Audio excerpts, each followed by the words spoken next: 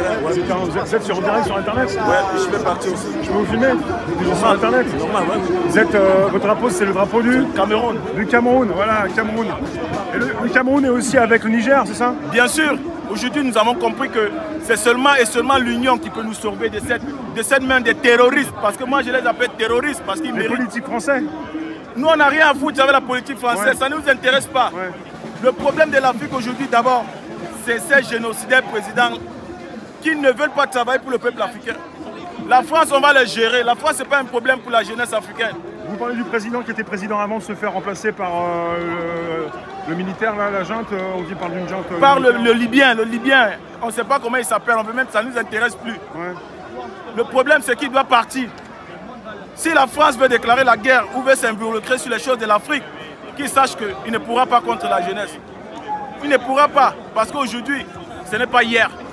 Vous ici ou d'autres là-bas, les jeunes là-bas ne veulent pas non plus? Les jeunes en Afrique ne veulent pas et ne voudront jamais.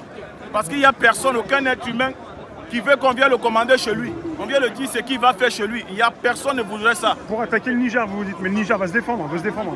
Le Niger va se défendre, mais le Niger est un territoire souverain qui appartient à l'Afrique. Donc nous, tous les Africains, nous allons converger nos forces.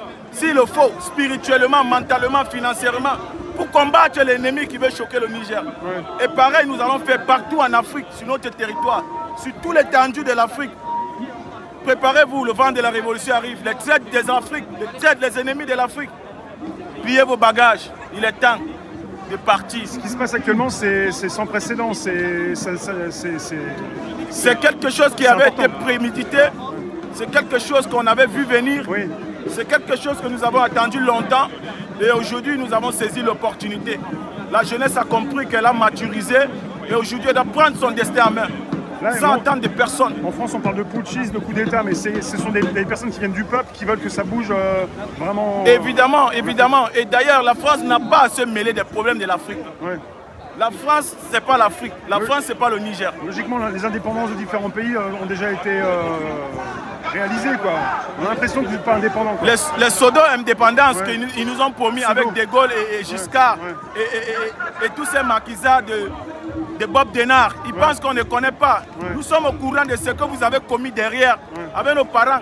Mais si les parents veulent être des esclaves pour un peuple, nous n'allons jamais accepter.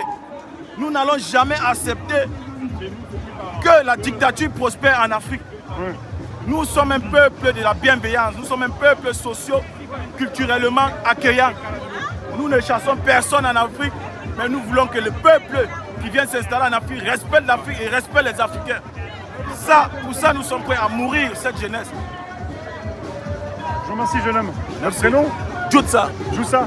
Bah, YouTube réserve un PPS si vous voulez consulter. En tout cas, merci. D'accord. De toute façon, comme vous avez mes images, ça va m'envoyer un message sur mon compte qu'il y a ton image quelque part. Merci. Merci. Ne résistons, ne lâchons pas, résistons. Eh oui, c'est important. Merci.